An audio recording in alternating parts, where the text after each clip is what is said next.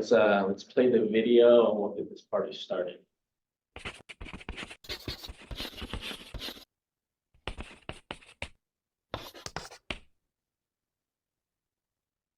Hi, this is Brian. Welcome back to Philosopher's Notes TV. Today, another great book, missing the dust cover, but Eat That Frog.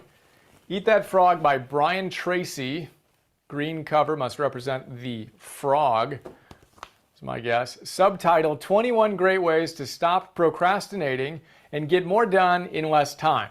If you haven't studied much Brian Tracy yet, you're in for a treat with this book. His books are packed with wisdom, great journal exercises, and questions to help you get more clarity on your big visions and dreams and practical ideas on how you can implement them. I joke in the note that the introduction to this book had enough big ideas for me to write this entire 6-page philosopher's note. I didn't do that, but I could have. He's just packed with quotable goodness. Let's take a look at 5 of my favorite ideas. We'll start with frogs. Eat a frog? What are you talking about, Brian? Tracy? Yeah, we want to eat a frog. So there's a story that if you need to eat a frog first thing in the morning, that's kind of a good thing because that's the worst thing you're likely to do all day long, and the rest of the day is going to be pretty easy. So the idea is identify the most important thing you can do in a given day and do that first. And the rest of your day is easy. Eat that frog. So the question for you is, what's the most important thing you can do today, if it's the end of the day, that you can do tomorrow? And you want to start your day with that question every day. What's the number one thing that if you did it, completed it, would have the most positive impact in your life, will create the most value in your life? What is that? Brian says, get in the habit, build the discipline. You're not going to be perfect at it in the beginning, but get in the habit of eating that frog first thing every morning, and you will create incredible momentum in your life. And anything other than that thing is a distraction. We've talked about that before. Rory Vaden, Procrastinate on Purpose. He says throughout the day, ask yourself, what's the number one most significant thing I can do right now? Do that. Anything else is a distraction. Right now, what's the number one most important thing you could be doing right now or when you finish this video? Do that. Anything else is a distraction. It's a huge idea. Eat that frog over and over and over again. So there you go. Frogs. Yummy. Second idea here, thank you, frogs, is to identify your goals. If you want to have more momentum in your life and reduce procrastination, in our last session on the procrastination equation, Piers Steele, one of the leading scientific researchers on procrastination, told us that the number one way to deal with your procrastination is to set goals. We had that equation, right? Expectancy times value over impulsiveness times delay. You got to get your expectancy up. You need to have a clear sense of a goal that you're excited about. And Brian's really good at helping us identify what goals matter to us. And then he has one of his great journal questions. This one helps us identify the number one goal that's most important to us. But it goes like this. Imagine, take out a blank sheet of paper, all right? Number it 1, 2, all the way to 10. And I've done so many journal exercises based on Brian's stuff. Just awesome. But I want you to think about your top 10 goals of what you want to achieve in the next year. So say the next 12 or 16 months. When I did this exercise, it's now recording this in August 2015. So I was thinking about what I wanted to achieve by the end of 2016. What do I want to achieve? What 10 things? 1, 2, 3, 4, 5, 6, 7, 8, 9, 10. What are they? Think about it. Take the time. Press pause right now if you want to and actually do that exercise or do it afterwards, but do it. Prime your brain to think about what are the 10 things that I'd like to get done by the end of next year. It's a huge way to build your motivation and to reduce procrastination. So when you get that list of the top 10 things that you want to achieve that would fire you up, identify the number one goal. What's the number one goal that if you achieved that goal would have the most positive impact in your life? What is it? Over the next year, if you did one thing, if you achieved one thing, what would it be? For me, it's a certain number of notes.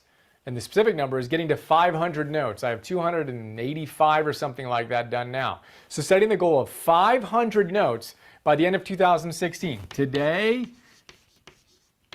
end of 2016, if I get to that point, That's amazing. That drives a ton of things for me. I continue to create these videos. I do the micro classes. I do a bunch of stuff. I march toward my goal of getting to 1,000 Philosopher's Notes in the next 5.5 years. It's exciting for me. It really fires me up. And it also gets me really clear on what my next frog is. I know what I need to do. I need to read. I need to create PDFs. I need to create my MP3s, these episodes, and the micro classes. Repeat. Do it again. My clarity comes because I know what my number one goal is. So the question for you is, what's your number one goal? What's the thing that's going to drive the most value in your life? Know what that is, and that's going to help you identify what frogs support you in the process of getting there. Third big idea, 80-20 principle, is tied to what we just did. But let's just look at this list again. Let's say that you, at the beginning of the day, you write down 10 things that you could do, right? 10 different things you can do. The 80-20 principle, for those of you who aren't familiar with it, and those of you who are, a little recap. 80-20 principle, Vilfredo Pareto. It's also called the Pareto principle. 1895, Vilfredo discovered that 20% of the individuals in his, I think it was either in Italy or in England when he did this research, owned 80% of the land. And he did the math and he saw that this accounted for a ton of different distributions. 20% of his pea pods accounted for 80% of the yield. 20% of what you do in a given day accounts for 80% of the value created in your life, the 80-20 principle would hold. There's other crazy things like you walk on 20% of your carpet 80% of the time. 20% of criminals commit 80% of crime. 20% of beer drinkers drink 80% of beer. There's a ton of funny, whatever, little connections to 80-20 principle. But if you did this list with your goals, you wrote down 10 of them, 2 of them would probably account for 80% of possible benefits. And same with tasks. If you wrote down 10 things you could do today, 2 of them would probably account for 80% of your benefit. In the note, I talk about the fact that you can drill down on that and identify your number one thing, which is what we talked about in The One Thing by Gary Keller. He talked about the exact same thing, Pareto principle. He said you need to go extreme. You need to know your 80-20 principle, that you keep on doing it and you get to the number one thing that you need to do right now. Guess what that is? That's your frog. We want to continue to whittle away at the trivial many, Vilfredo Pareto said, to find the significant few, and then to find the most important one thing that needs to get done. That's our third big idea. The fourth one is oil barrels. So Brian tells a story about once he was traveling across the Sahara Desert. Here he is. And he says there was 500 miles of desert in front of him. All looked exactly the same. He said it was like a yellow, flat, huge parking lot with nothing. Not a blade of grass, not even a fly. No food, no water, nothing for 500 miles. And he crossed this, right? He said, well, how'd they do it? This was in Algeria. He said what they did was they created these, the French created these oil barrels, 50 gallon or something like that, oil barrels, black oil barrels, here, and then every 5 kilometers, they'd put these huge barrels. And so what would happen is you can go on this desolate land and you'd walk, and at any given point, you'd be able to see 2 barrels. The one that you came from and this one, 5 kilometers away, which happened to be basically horizon to a horizon. So once you got to this barrel, you'd then see another barrel way over here, right? And you'd keep on doing that 500 miles at a time. And all he had to do was get to the next barrel. Get to the next barrel. This is what we talk about all the time with dominoes. In the last episode, we talked about it as island hopping. The Polynesian explorers colonized all the different islands in the Pacific by doing the exact same thing. They were on an island. They didn't have oil barrels, but there they are on an island. And they saw another island way out here. They got to that one, then they saw another island. What we want to do is break our huge goals down into little increments. And then we want to hit it. And we got to know that the next goal is going to open up. You can hit that. The next goal is going to open up. Incremental improvement is where it's at. We don't want to overwhelm ourselves thinking we need to get to the end of the desert in one big step. It's not going to happen. If you think that, you're going to procrastinate. But if you can break it down into tiny little steps and micro goals, you can do amazing things. So think oil barrels, island hopping, dominoes, etc. Fifth big idea is a practical time management idea that Brian comes back to in his books again and again and again. Single handling stuff. And we talked about this in the last episode on procrastination as well. Piers Steele tells us that we waste a ton of time distracting ourselves. If you remember in that episode, we talked about impulsiveness, that impulsiveness is the greatest threat to our productivity, being distracted. And he said if you simply just take off your email notifications, you'd increase your productivity by 10%, which would boost your productivity in the course of a year. You'd basically add an additional month of productivity. That's crazy. 10% gain in productivity equals a month of more productive time over the course of a year. What? Crazy, right? So we want to single handle things. When you start something, finish it. You start something, you finish it. You start something, you finish it. You don't start something, check your email or your social feed, and then come back to it. That type of multitasking is a horrible waste of time. You're constantly getting your momentum back, figuring out where you left off, and it takes you way longer to do that than if you just handled it. Start, finish, start, finish. Get in the habit of finishing things. Nick Saban, the great football coach, collegiate football coach, that's his whole thing. Their process is they finish. They finish a tackle, they finish a workout regimen, they finish a practice, they finish a play in a game, they finish a game, they finish. And that leads to an extraordinary amount of success. So see if you have a habit of allowing yourself to be distracted and discipline yourself to single handle things. Start, finish, and notice your productivity go way up. As you do that, have your oil barrels, have your little incremental goals mapped out so you're not stressing yourself out and you're getting excited and focused. 80-20 it, know that a very small amount of your activities are leading to a huge amount of your results. Take the time to figure out what those things are and do them. Know what your number one goal is. This is a really cool exercise. I hope you do it. Top 10 goals for the next year. What are they? And what's your number one?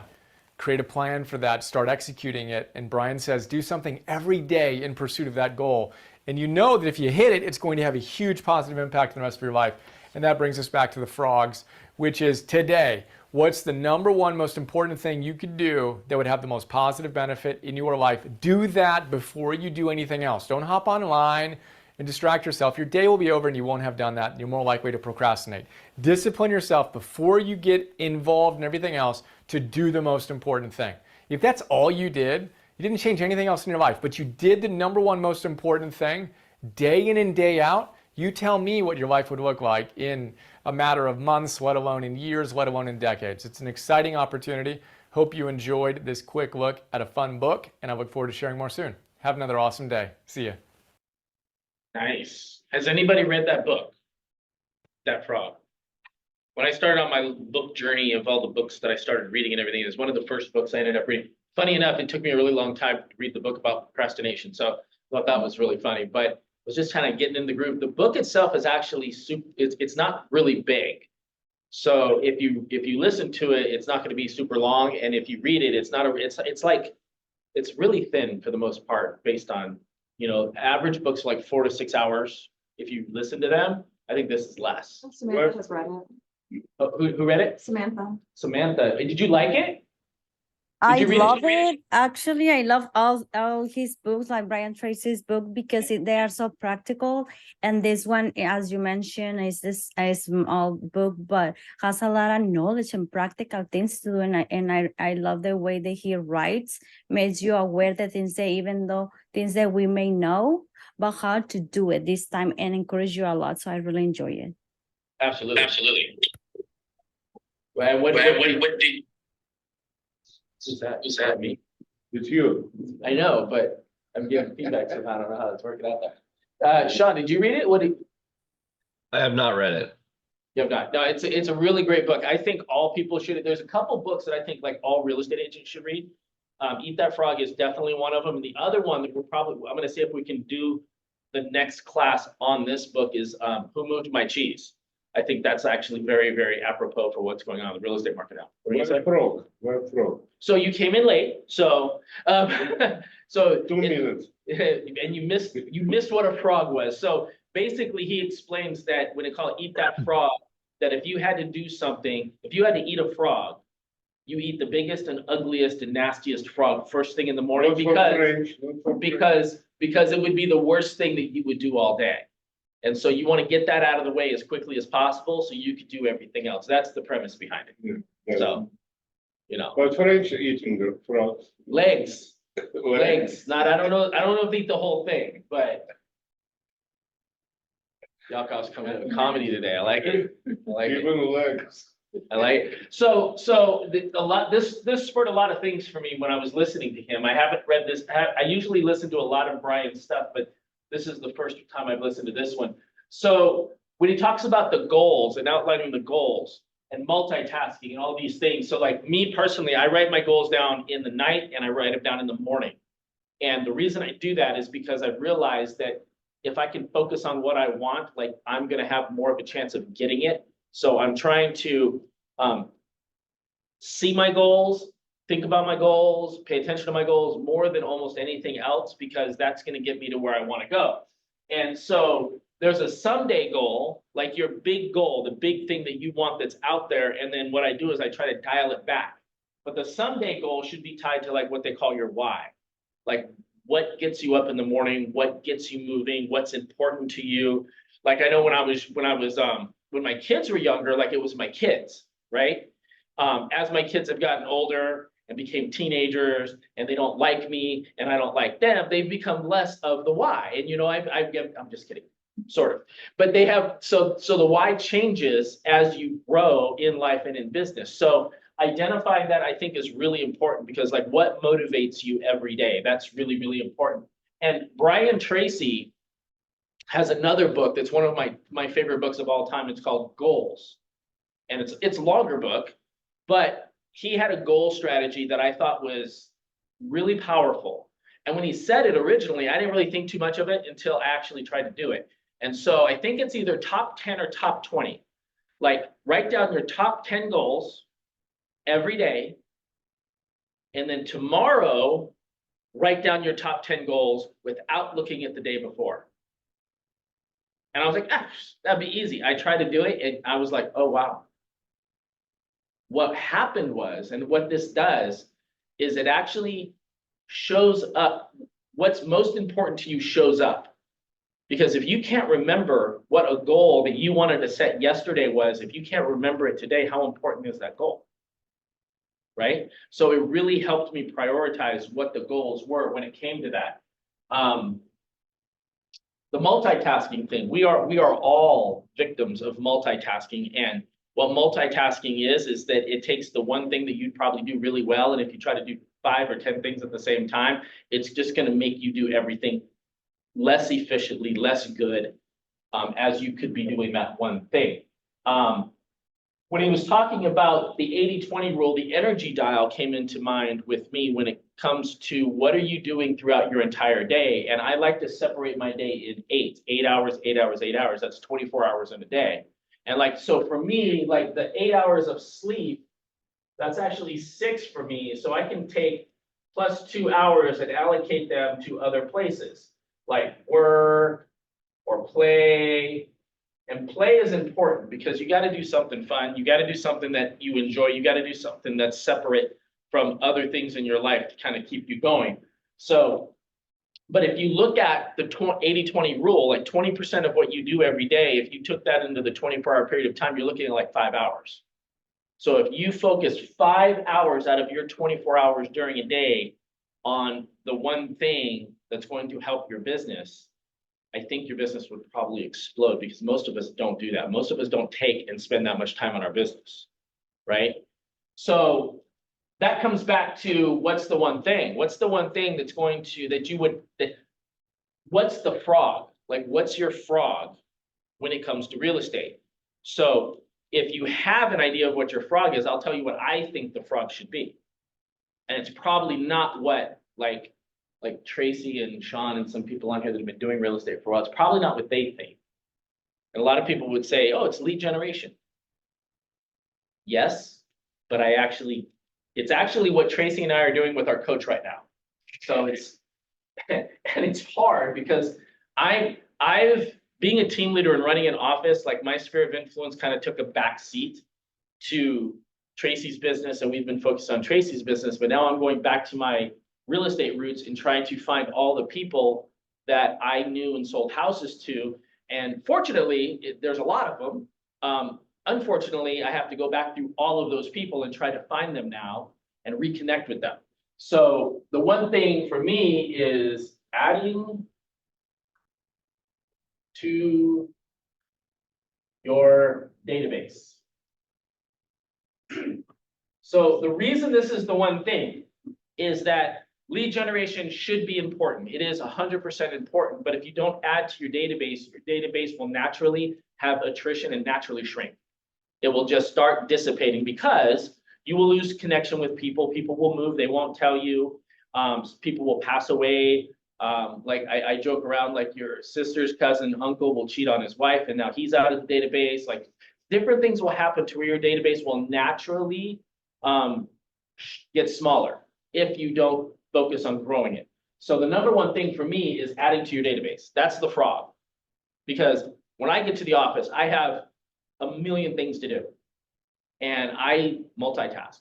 It's like, I almost feel like I'm forced to. So I try to do things as best as I possibly can. But the one thing that I know that when I get on my coaching call with my coach and Tracy is they're going to be, how many people did Frank add to the database? And then I'll have that collective scream in my head that goes, ah. And then I have all the excuses of why I didn't do that. And now we can all probably, relate to that a little bit because there's always things that happen, they get in our way.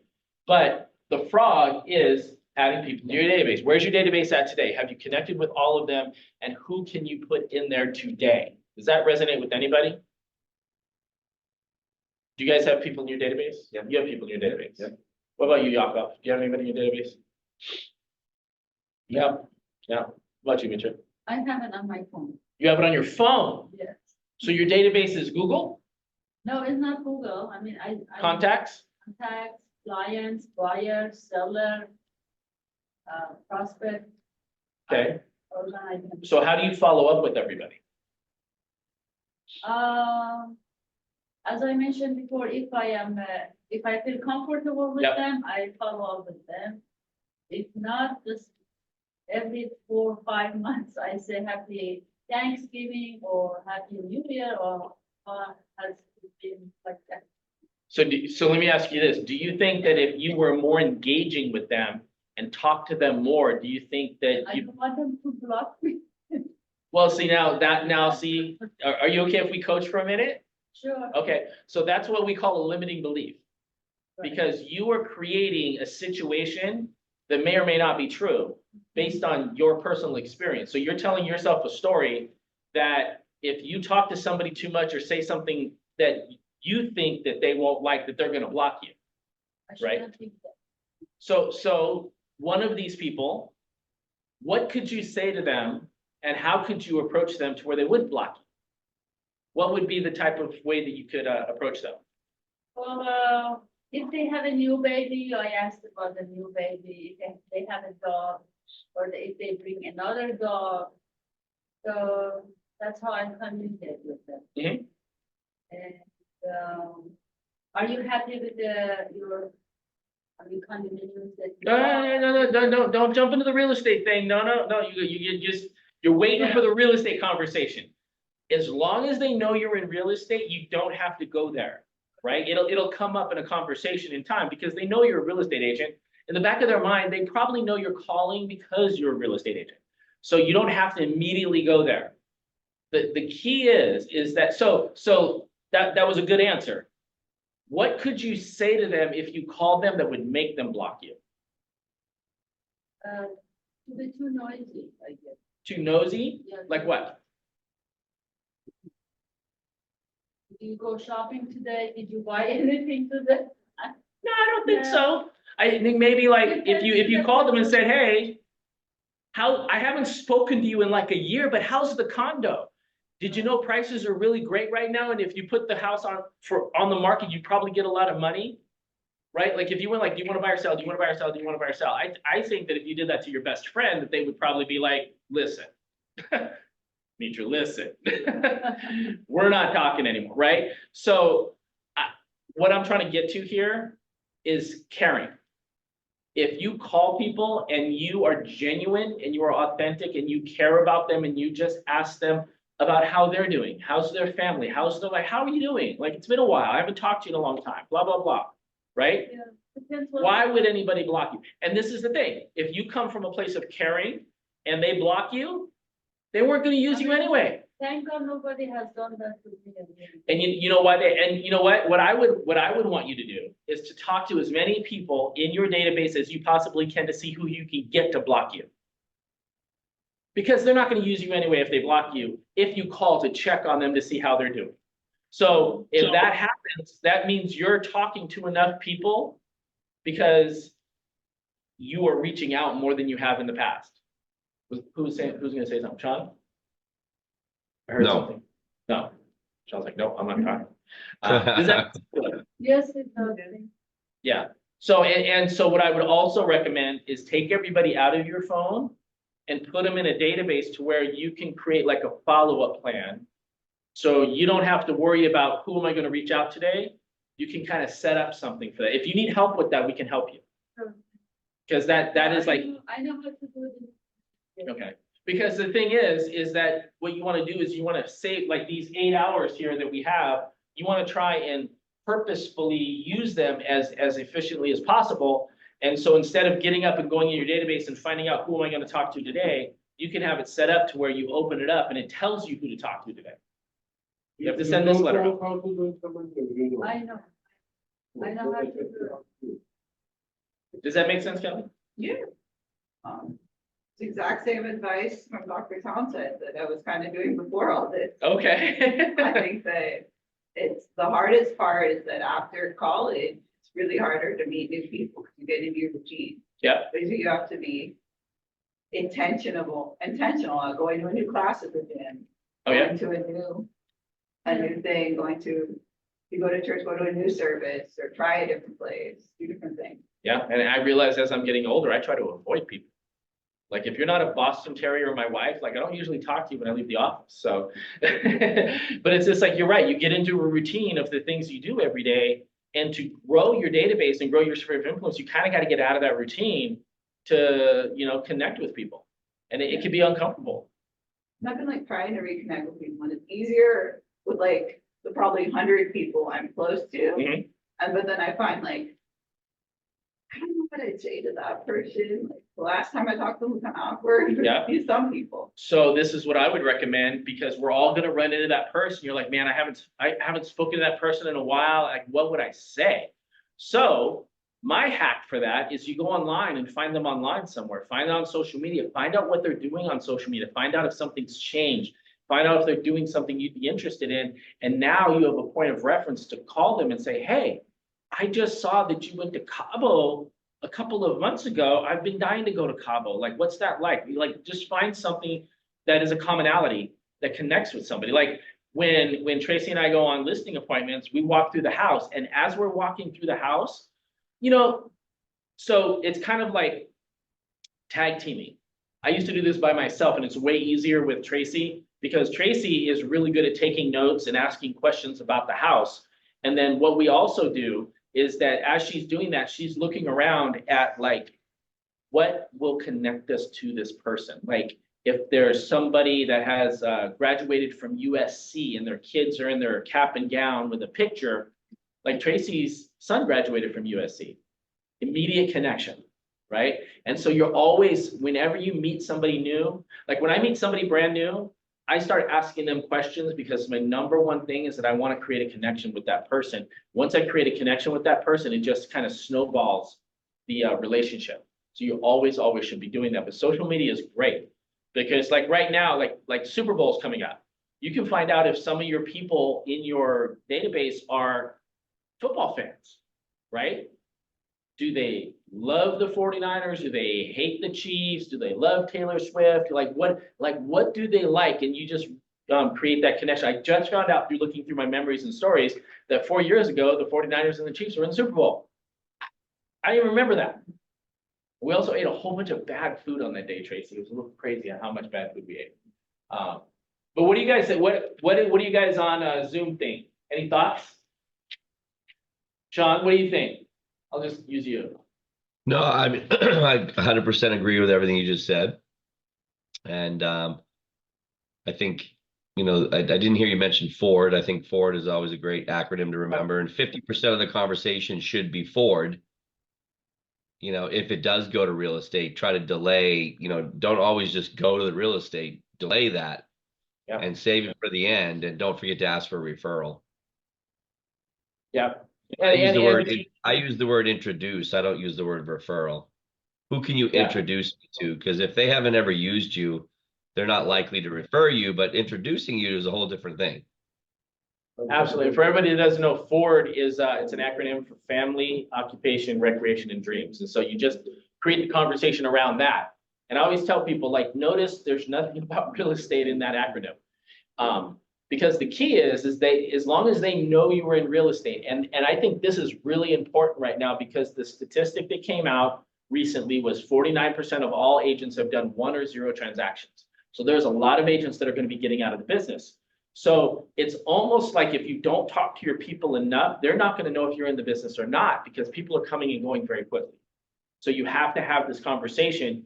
And if you connect with them, they're going to ask you about real estate. There's so much stuff going on about real estate, interest rates, commissions, lawsuits, there's all these crazy things going on. They'll ask you if you can talk to them long enough.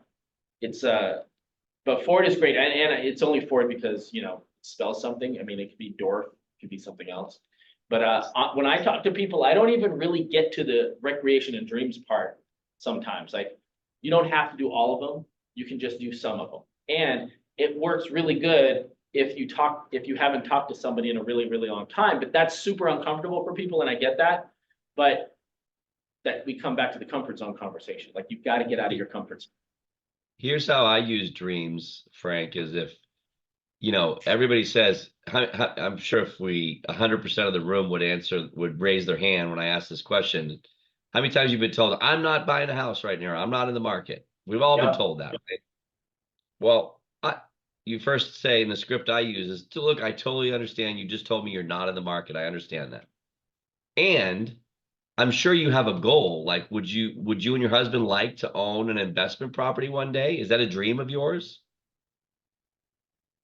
And that's how I kind of get into what around real estate, what are your dreams? Do you want a bigger home one day? But right now, financially it's not in the cards, but down the road it's a dream. Get him to talk about that, because then you can ask him what's in the way of doing it now. Yep.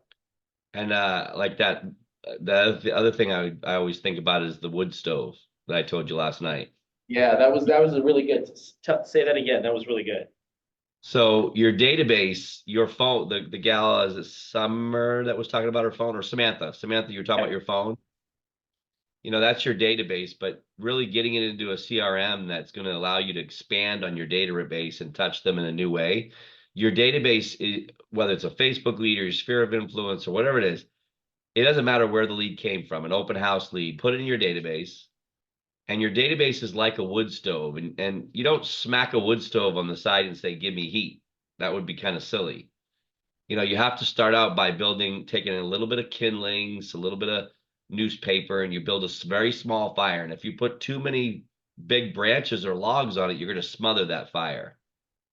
And you have to, gently bring that fire up to where it's big enough that you can put a big log on it. And then eventually the wood stove gives you heat. And that's the relationship. That is an analogy for the relationships in your business. I thought I'd never heard that before when you told me that. And who you heard it from is, he's a legend. So I no doubt that, that was one of the best analogies I've heard. And so the kindling that he's talking about, that's the Ford conversation. The Ford conversation gives you that kindling to start that, because what happens if you do it right, you take notes from the Ford conversation when you initially talk to somebody, you put the notes in your database. And then when the notification comes up to talk to that person again, you already have something to build on and something to go after. And then what happens is you don't need the Ford conversation anymore because you're going to use the notes from before to continue on the conversation because everybody's going to end up being different. Like, you know, not everybody has kids, not everybody has dogs. Some people don't have jobs. Like it's conversations will take on a life of its own. And then you'll start communicating with that person based on who they are. Because I'll give you an example. I tell you, call everybody first. Make a phone call first. In 2024, not everybody likes to make phone calls. Matter of fact, like if you have teenagers, chances are their voicemail is not even set up. I have 3 kids. They have 3 cell phones. Not one of them has a voicemail set up. You cannot leave my children voicemail. They'll be like, they'll text you. And when they call you, they won't even actually call you. And this is super weird. Like my kids will FaceTime me. I'm like, why are you FaceTiming me? I do not want to FaceTime. It's super weird. Have you experienced that? They want something. 100% they want something. Like, and why are you calling me? Like, I got you a Christmas gift and you didn't get me nothing. Like, why are you FaceTiming right now? But they FaceTime you. But this is the thing, is that everybody communicates on their own terms. But you have to make that initial phone call and then figure out where they at. And then as the relationship moves forward, you can start communicating with them on their terms. Like most people like text, right? Some people like FaceTime, some people like email, and you just have to figure that out. And once you figure that out, the relationship becomes a relationship. Because the kindling right here of the wood stove that Sean's talking about, that's what you're trying to spark a fire there. You're like with a little flint rock trying to start. And the other thing, Frank, the other thing to remember is the time that you start to build the fire and the time that the fire is actually strong enough that you can put the log on it, according to the Millionaire Real Estate Agent, is probably 2 to 3 years. Yeah. Like you won't saturate the minds of these people unless you touch them a minimum of 33 times. And not to call Samantha out, but with your using your phone the way you are, you're skipping this whole step. It's actually not Samantha with the phone, it's Mitra. She's in the audience. Oh, sorry. But she's super smart. She sells a lot of houses here. And you know, like everything we're telling you know. I do, but I don't do that. Right? Yeah. But you know what? You're not alone. A lot of us are like that. A lot of us know what we're like we all should work out and eat right. Right. But we don't. Like, right? Same thing, yeah. Like, you know, I won't even talk about my diet last night. But no, so Mitra's you know, super smart and she knows what she's Thank doing. you, but I have a listing and I have my first open house this Sunday. So I'm hoping to meet new clients. Wouldn't you like to sell it yourself? Wouldn't that be cool? That's what I'm. And what's the best way in probably trying to sell it yourself? Believe it or not, I'm sending postcards to the neighborhood. Yeah. Wouldn't, Sometimes it works. but if you talk to everybody in your phone that you knew, do you think that maybe they might know somebody? You know, we had this in the market last year. Uh-huh. So there were a couple of interest clients. Yep. They said, oh, they're gonna wait. So I contacted them and let them know that we are back to the market. And they said, yeah, I mean, they showed interest. Yeah. So let's see. Hopefully they're coming this Sunday. One of the best conversations you can have with your database is you call your database and you said, hey, I just listed a property in Culver City. And, you know, I'm just curious if you know anybody that is interested in that area. You're not selling them, you're asking Yeah, I them. know. And so it gives them an opportunity to tell somebody else about you, and it shows them that you're still in real estate and that you're doing well. So it literally, if you were down here in their mind, it immediately brings you to the top. And it's Right. one of the best, and this is the part that I tell people, like real estate, the really, really important part of real estate is not sexy. It is not sexy to sit down for 3 to 4 hours a day and call everybody you know and have a whole bunch of conversations you really, really, really don't want to have, but you just have to talk to these people. That's not the sexy part. The sexy part is getting an offer on your property and then getting a commission check. But those are all super minute things that happen within the business. And the really, really big part is the conversations and the relationship building. So. Thank you. No, you're welcome. You're welcome. Thank Sean for helping out with these conversations. Anybody else got any comments or questions or thoughts? Anybody else? All right, I don't want to beat this one to death, but I thought this was a really good one. So my recommendation is get the book, Eat That Frog. It will help you. I go back to certain books and I reread them, and that's one I've read in the past multiple times. The next book that I'm going to try to do with you for Monday is going to be Who Moved My Cheese. I think like that should be part of a handbook that's given to all real estate agents when they get their license. They get their license, they get that book. Because it is so apropos being in the market for 20 years. My cheese has been moved multiple times, and I think it's being moved again right now. So I have to go find my cheese. Anything else for the good of the order before we play the last video? Anybody? Thoughts, concerns, questions? All right, let's play this last video. I like this last video.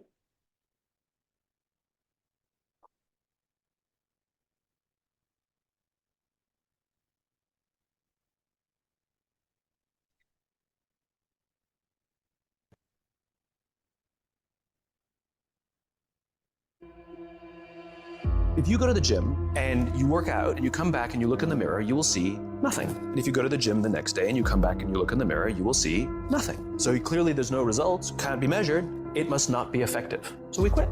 Or if you fundamentally believe that this is the right course of action and you stick with it, you commit yourself to the regime, the exercise. But if you stick with it consistently, I'm not exactly sure what day, but I know you'll start getting into shape.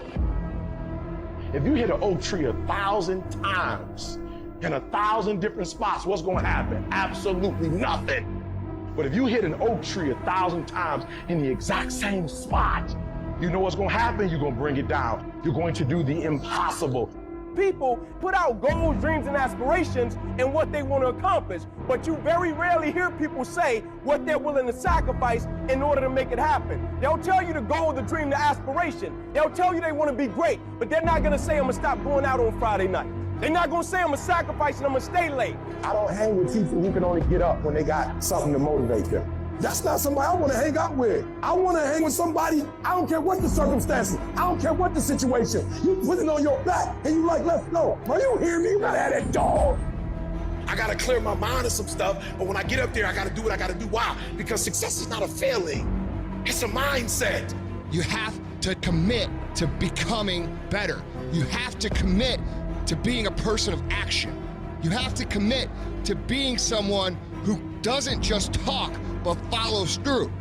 You have to plan ahead, and by planning ahead, you have to create a life in your head that is so fucking great that even if you fall short, you're gonna be better than everybody else. Your problem is you start something, you stop it. You start something, you stop it. You feel good, you do it. You don't feel good, you quit. Stop doing stuff in January that you know you're not gonna do in March. I'm just saying whatever you do, be on time and be consistent.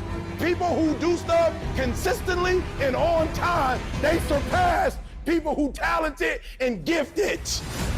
Sometimes it ain't about being the most talented. Sometimes it ain't about being the smartest. Sometimes it's about consistency. Consistency. Just keep doing it and keep doing it and keep doing it and never stop and never give up and never quit and keep doing it day after day, play after play, second after second. You should work every day like somebody's working 24 hours a day to take it away from you. If you're not working to get better on a daily basis, if you're not pursuing the fulfillment of your own true potential, you are losing. You're either getting better or you're getting fucking passed by people who are.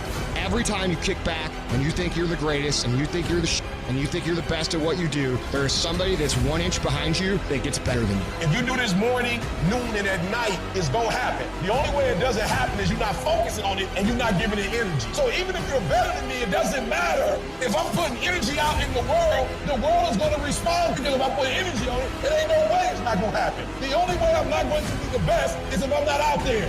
You acting like doing well is an option. That's not an option. Show up. That means I come every single time on time. It means every time I come, I put in 120% or I don't come. Why? Because I'm trying to be the best. Every single day you wake up, if you're going to have energy, if you're going to have drive, every day you wake up, you got to start with that vision. People look at those of us who are successful like we superhuman. We're not. We're normal people like you. The only difference is we wake up with clarity. We wake up knowing exactly what we want. We wake up knowing exactly what our purpose is. When you understand what you're after, when you know what your outcomes are, when you know what you desire, you wake up every single morning and you go after it. And if you're not willing to do it every single day, you're not going to beat the man that's doing it every single day. I'm not the best, but they have not outworked me. I'm not the best. I'm a beast. The real beast is when their legs give out. The real beast when they tired. The real beast find a way to pull something out when nobody else ain't got nothing. Awesome. Thank you guys for coming. Let me know if you guys have any questions, but I hope everybody has a great weekend and I will see you guys on Monday. Thank you.